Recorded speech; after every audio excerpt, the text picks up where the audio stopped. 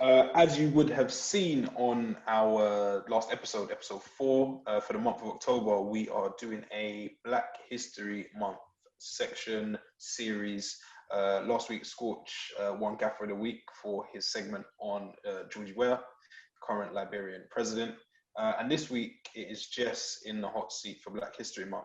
And he hasn't chosen just a team, just a player. He's gone one step further and chosen a whole team. Jess, would you like to share the team? The team I've chosen. Wait, let me guess. Go on. Germany. Very close. You're so close. Holland. Ridiculous. Not close at all. So the team I've chosen to highlight for this week's Black History Month segment is actually the first ever African team to win the World Cup. Yes, an African team has never won the World Cup. Is that true? It is true. I know Pele said it by the year 2000. A black team would have won the World Cup, but he wasn't right on that. Pele said he scored 1,000 goals.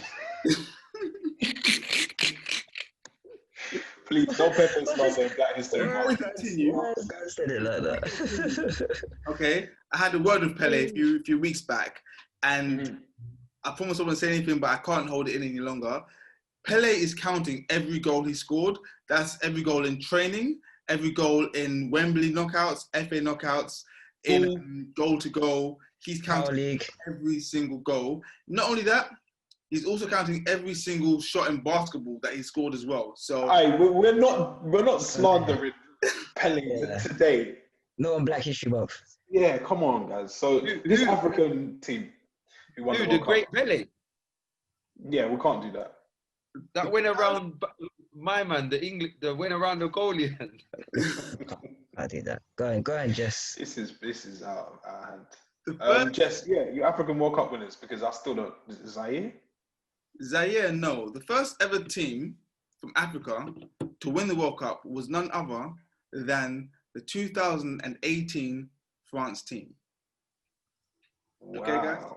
The reason why I'm saying this... Why'd you say that? The reason why I'm saying this is because, first of all, France, along with England, were two of the first nations to openly encourage players of an ethnic minority into the national squads. I mean, teams all over the world do it. You see your Brian Bolos in your Switzerland team. You see your David Alabas in your Austria teams. You see your Boatengs in your Germany teams. But they're the exception. Whereas in England and in France, you see several players. In 1998, you had Zinedine Zidane, who's from Algeria. You had your Patrick Vieira. You had your Carambous. But the France team of 2018 was filled to the brim with players who, although they may have been born in France themselves, their parents and their lineage is from Africa or the Caribbean, which is an offshoot if we go that way. So of the starting 11 that beat Croatia in the final 2018, you had Umtiti, who's of African descent, and you also had Varane, who's of Caribbean Pacific descent. The midfield of Kylian Mbappé, Paul Pogba, Blaise Matuidi, and N'Golo Kante are all of African descent. And that's the reason why I say that France were the first team, or the first African team, to win the World Cup. And I think it's hats off to the approach that they adopted in the to late 90s, which has carried them through and shown that by having a ethnically diverse team, you can get the best out of your national team. So it's an ethnically diverse nation, I would say. Yes. Nation. And it bleeds into all parts of society. And now they can brag about having another World Cup. Exactly. You know what the thing is that I find most amazing, and like it's kind of like a bit of a fairy tale kind of thing. I feel like both the times when France have won the World Cup in my lifetime, I remember when they won it in '98. Yeah. And their president came out and was like, and this is prior to them winning. He was like, was it not? What's his? I can't remember his name. Jacques Chirac. Chirac, innit? Jacques Chirac. Right. And he came out and he'd said the French team is, I can't remember, I don't want to put words in his mouth, but he said words to the effect of the French team doesn't even have French people in it. He wasn't happy about it, was he? And the thing is that galvanized the team and made them actually kick on. And the funny thing was like the powers that be were almost against this idea of what it was to be French and people identifying with, you know, African French people. And then you look a bit further forward to 2018, innit? Yeah. When you look at like some of the issues that they've got in France, there's been like some real Terrorism strong issues to do with ethnicity and religion and the rise of the far right. You've got Marine Le Pen. I'm saying, my man, they got an accountant running their country who some people say is racist. I don't know. I don't know. But what I do think is amazing is that in such a time of uncertainty, you've got a black team, predominantly black team, showing people the way. And the funny thing is there's players within that team that have been questioned at club level. And you look and you say, oh, like I look and I think to myself, when I see how Pogba plays for France, I have to believe that this is a national pride that's making him behave like this. In a similar sort of way to like when you see, you know, like South American players like Luis Suarez doing that little bit more for Uruguay. I kind of felt like that with the French team. And I just thought that's dope, man. Yeah, and another thing I want to say, well, two things I want to say. Firstly, so World Cup '98 was the first time I laid eyes on the France team. I was 8 years old, and I remember seeing them on the telly and saying to my brothers, I was like, but these guys are all black. Like, what the hell is going on here? And like, yeah, that's France. And since then, France have been like my national team that I always, obviously England are my team that I always like want to do well, but France, I always keep an eye on their results. Even if France are playing San Marino, I want to watch that game. And I loved it from when I was 8 years old. And secondly, I feel that like the players in France are allowed to be themselves. Whereas, for example, if you watch an English player do an interview after a match, they seem like they're kind of holding back. They seem like they're really media trained. Whereas if you go to France and you see how the players are, for example, if you see how they celebrated their World Cup, coming out dancing, all doing their own thing, and they're allowed to express their individuality and their culture a lot more, and it doesn't seem like it's frowned upon. Whereas here in the UK, it seems as if players are kind of like, not openly told, but it's like suggested that, you know, you don't want to show the public the real you. You don't want to show them that you have a soul. You kind of want to just be like, just a football player. And that's it. Whereas in France, I believe the players are allowed to show who they really are on and off the pitch. Yeah, I'd back that up.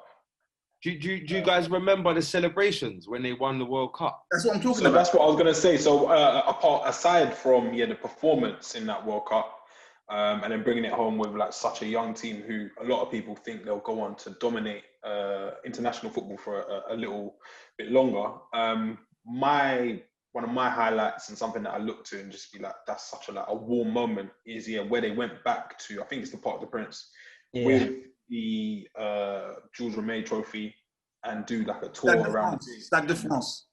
Was it Stade de France? The The song is by an artist called Veggie Dream, and the song is called Ramener la queue à la maison. That tune, yeah, and that is like, unapologetically black. You know what the influence is on that song. It is, this is us, this is what we do. So we do the music, we do the fun, but then we're also intelligent, unbelievable football players. And yeah, for me, that World Cup win said a lot about kind of where football is going and where society is going. Black people, we're not going anywhere, we're not hiding, and this is us kind of thing. It's very, very, very important that I think subject of France allowed to express themselves like that.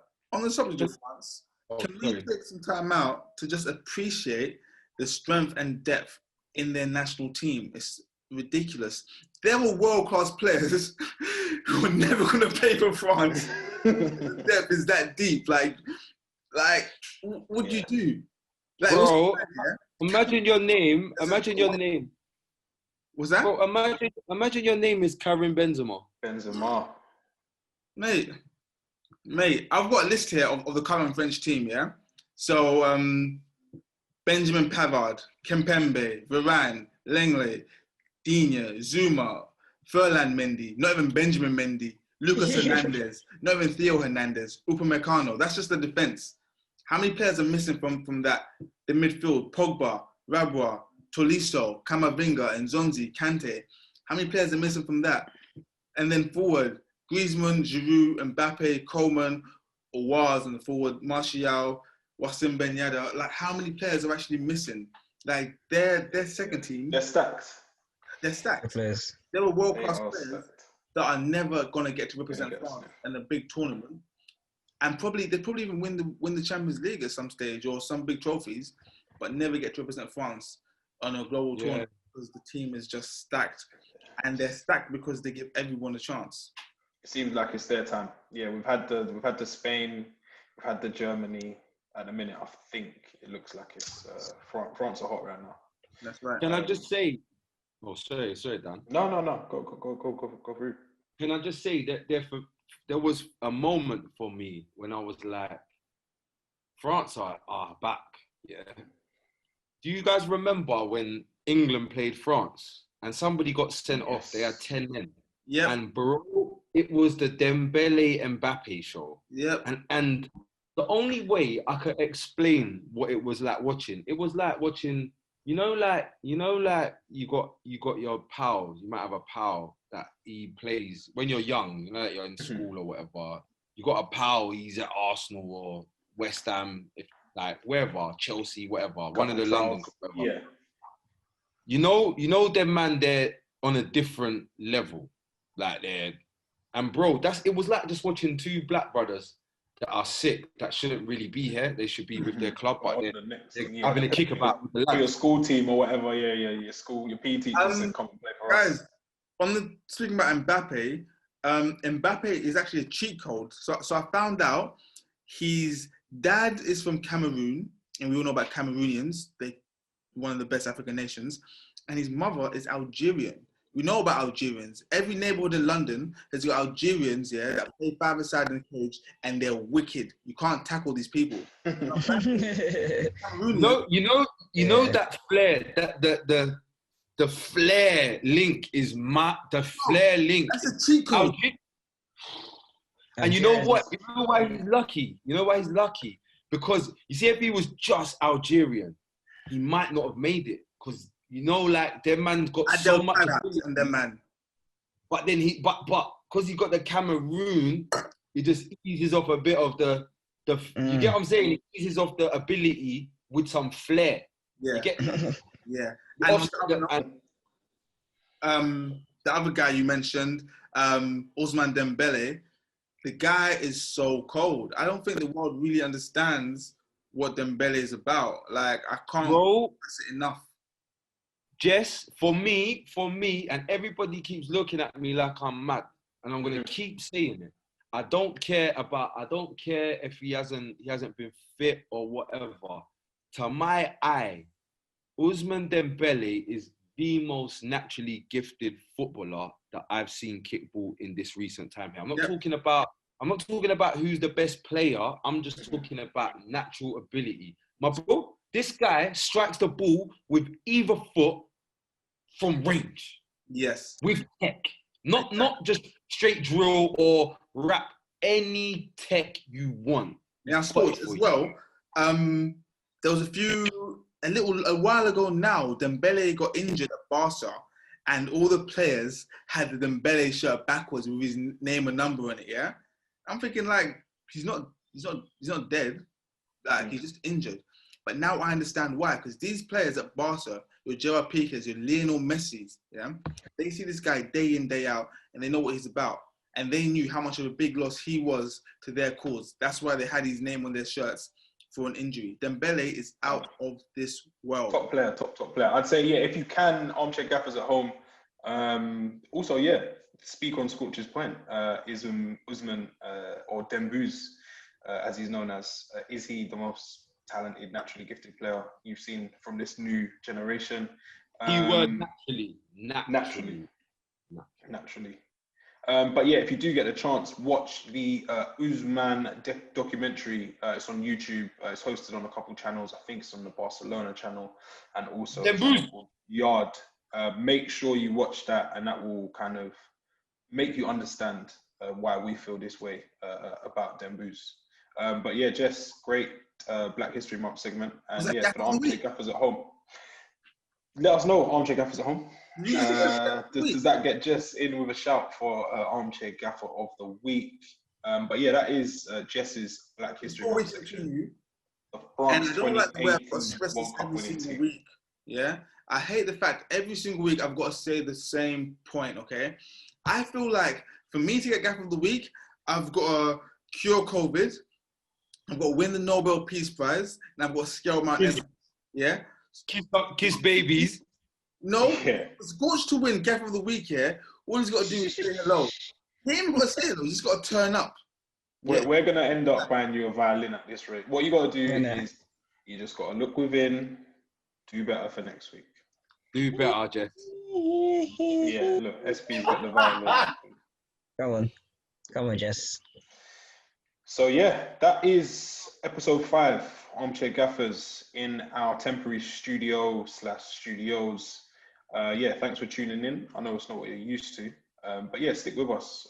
We won't be going anywhere, and there'll be more of this to come. This was me, Walks.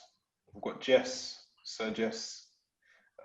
We have Scorch, Hot Take Scorch, and we've got SB, the European scientist, because he knows it all.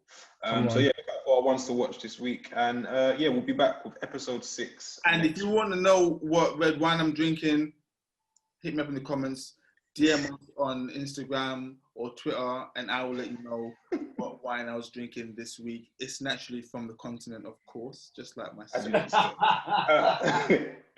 And yeah, for the under 18s, don't worry about the Don't drink. But yeah, this has been the Armchair Gaffers. We'll catch you next week. Peace.